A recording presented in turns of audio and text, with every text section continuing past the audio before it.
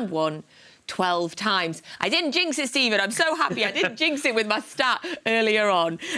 A great afternoon for the Blues. A debut for Peroni. Goals across the board. Hooray! Hooray! I am so happy. Still joined in the studio by Dakota, Stephen and Paul. Paul, second half, we took our foot off the gas a bit, maybe. But the win, the 3 points, the goals, a great day all round. Yeah, it was. Once the fourth goal went in, it was like a testimonial game at times. Bournemouth can play with a bit more freedom, substitutions, you know. Pep either makes none or makes five. I thought made us look a little bit disjointed at times, but that's going to happen. You know, when you're cruising as much as Man City, they're so comfortable in it. I'm disappointed for Edison, obviously, but I'm disappointed for Alvarez as well about getting the own goal. The defender doesn't want the own goal there. Alvarez wants the goal, so just give him it. There was an audible groan between us all when Bournemouth got that goal, Dakota. We were so ready for Edison to get his 100th clean sheet, but we've got to wait again. I know, we were so gutted for him, weren't we? But, I mean, obviously Pep made a few changes, didn't he? The team kind of was a little bit, you know, all over the place maybe a little bit. But he's got to do that, hasn't he, to give the players a bit of a game. And, you know, we've got to, when we're winning and ahead on the scorecard like that, we've got to be able to give some players a chance to, you know, find their feet a little bit. So if it means Edison waiting one more game to get his 100th clean sheet, then we can do that. Yes, hopefully it comes soon for Edison. I feel like we should probably just stop talking about it now till it actually happens. So City went 4-0 up. As Paul mentioned there, it was Julian Alvarez, but it is going to go down as a Mepham own goal. You don't... No, I just disagree. Great. There we go. It's sorted. Don't worry about it. It's done. You got the goal, Julian, if you're watching. It's a shame, isn't it? Because as Paul was saying, like, no one's happy about that, you know, that outcome. But to be honest, Alvarez will be buzzing in general because he just makes things happen. Once again, he was on the pitch, and the most important thing for him is not the second goal; it's his contribution overall today. And he was energetic and lively and buzzing around Haaland, and such an impact to the point where he essentially helped kill the game off, you know, and because of that, he gave his young compatriot Peroni a debut, you know. So there's loads of nice little moments for him. So overall, a really good day, even if he didn't get a second goal. His work rate is incredible for the team, isn't it, Paul? He is, and you can just tell he's a selfless player. You know, his teammates love him for it, but he's got quality as well. You know, I think we said before, his goals to minutes ratio is really, really impressive, and he's World Cup winner. He's so young, but whenever he comes in the pitch, he has an impact. Following that goal, so that was 4-0, City started cruising a little bit and started making a lot of changes. So we did the 55th minute, Phillips and Gomez came on and Rodri and Gundogan went off.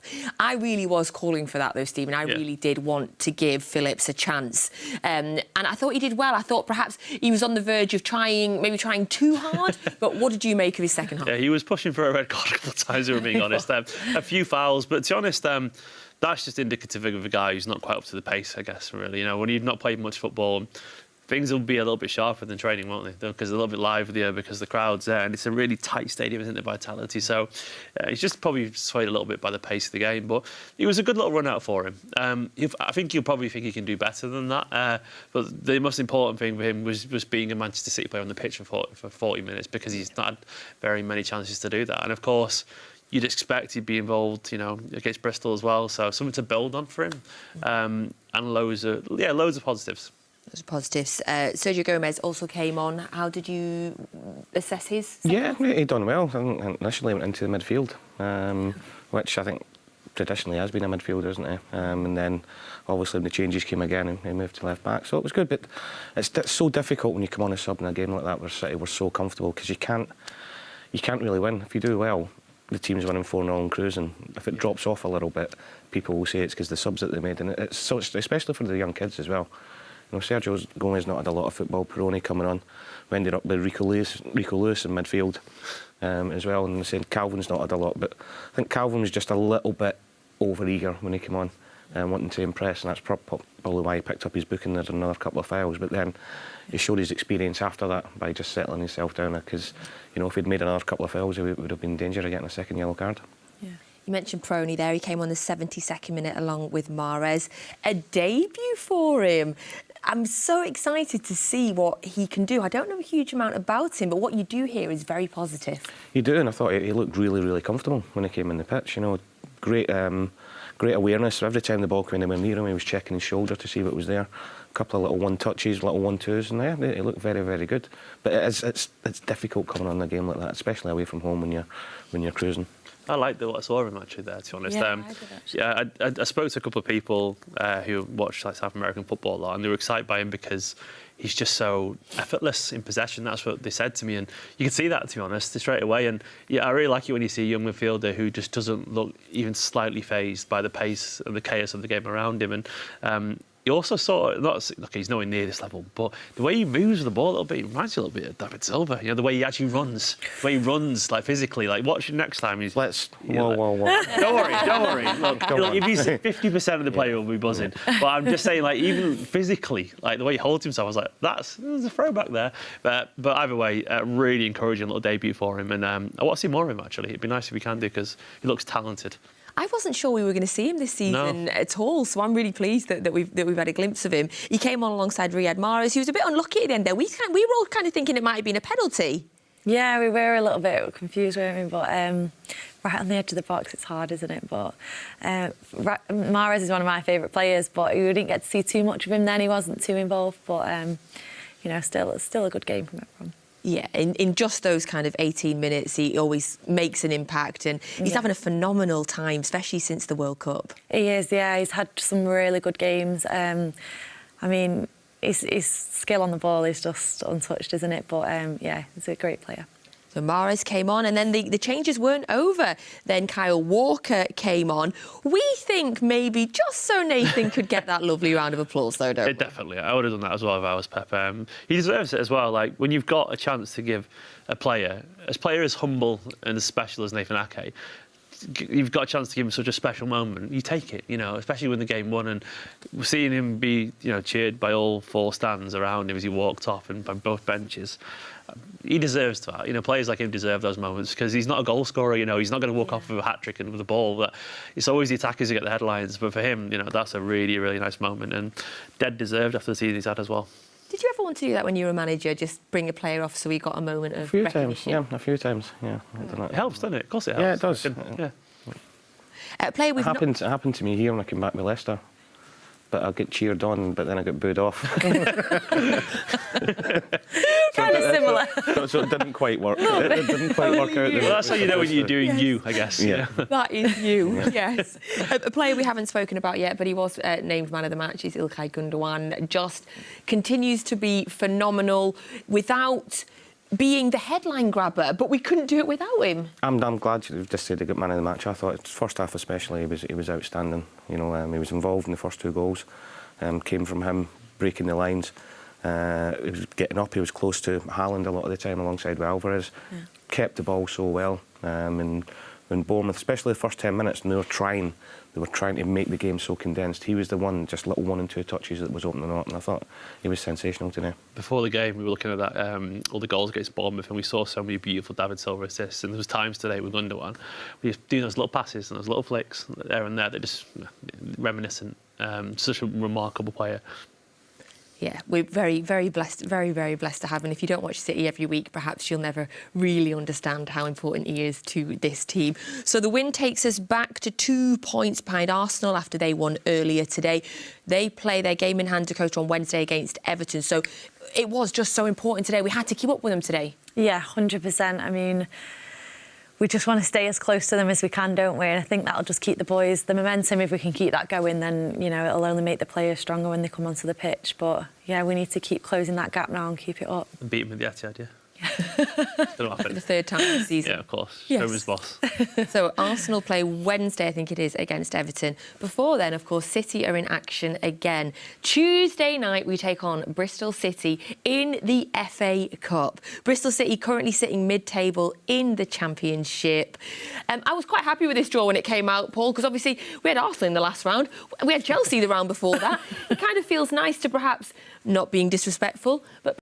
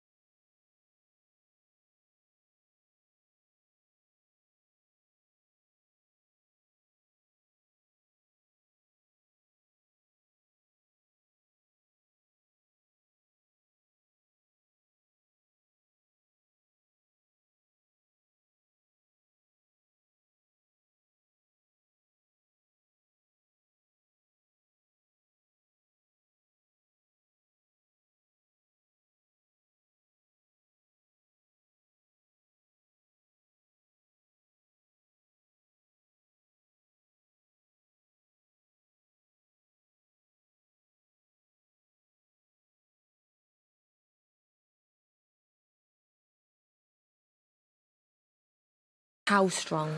Very strong. I think he's shown it before in the FA Cup. KDB and all that as well. Yeah. I think Haaland will be rested though, I reckon. I think Alvarez I think he'll play. Do you reckon? Yeah. Oh, you're right. He wants to play every single game. And Pep will know how tough it will be going there.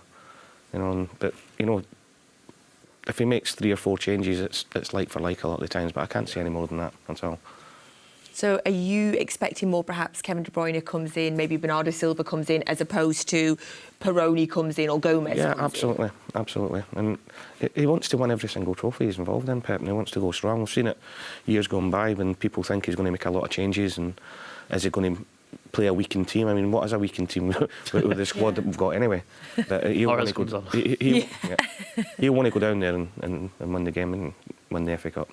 Our 5th away game in a row, do you think that is mentally exhausting for the players with the amount of travel that they have, or physically, or how does it differ? I think mentally more than anything else. A lot of them would rather be at home with their families rather than being on the road all the time. So there's lots of different things that people don't factor into that. They just think other footballers, they can play every 2 days. It doesn't matter if they're travelling, they're in the best hotels.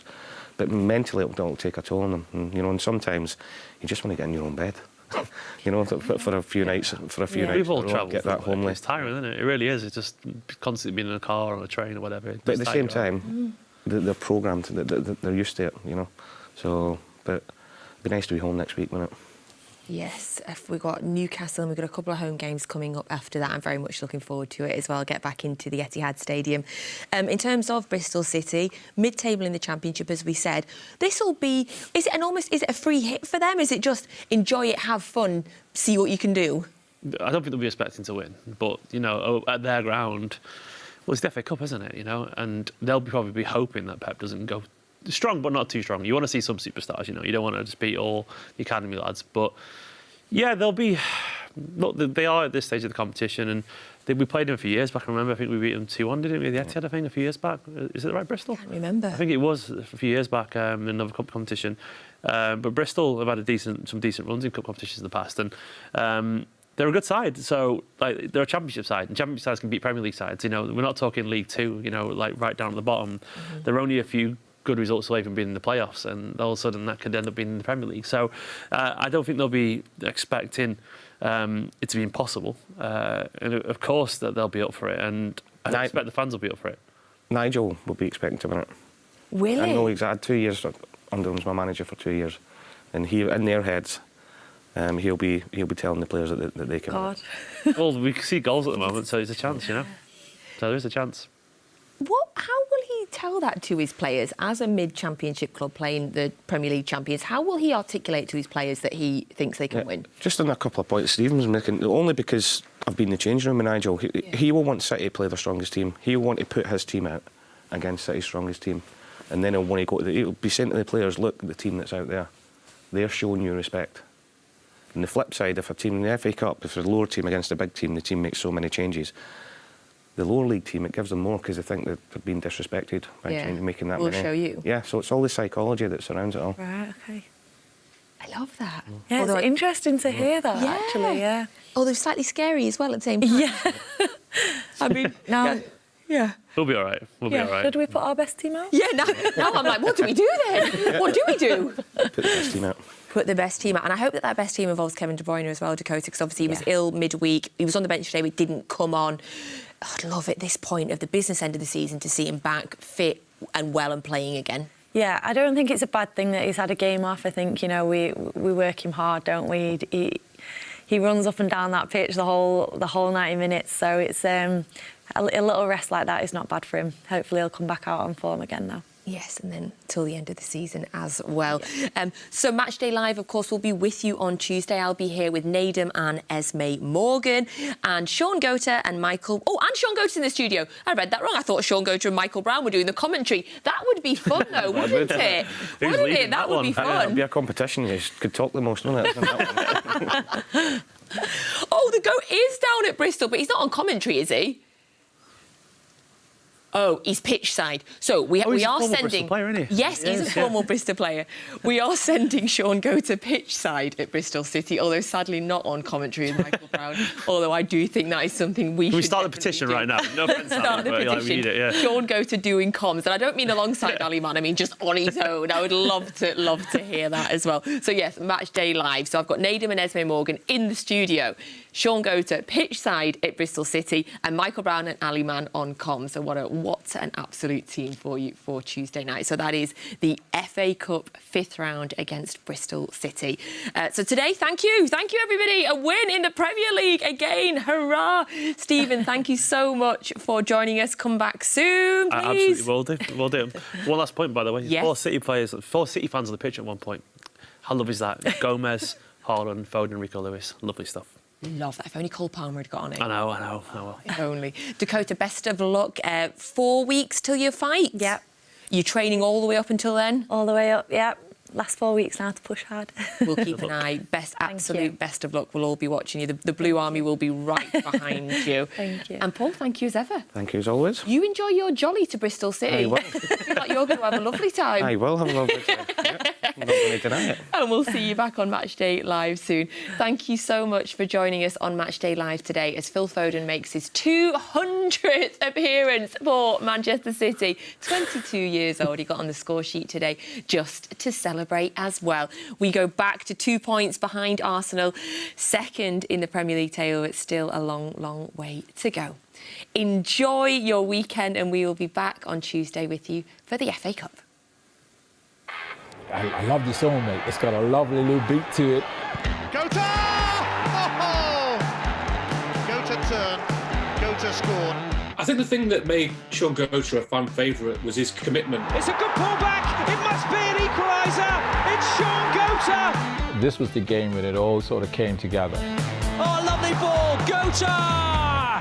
Gota makes it 5. Genuinely, he knew exactly where to be and when to be there. And that's just pure instinct. Although Gota's got the ball here. Gota's run it back and he scored. That's amazing. And the best way I could describe it is if Sean went fishing, he wouldn't need a rod, the fish would jump in the net. Gota. Benamia. Oh, wonderful. Gota. Oh. Lovely ball through. Berkovic. Gota's in here.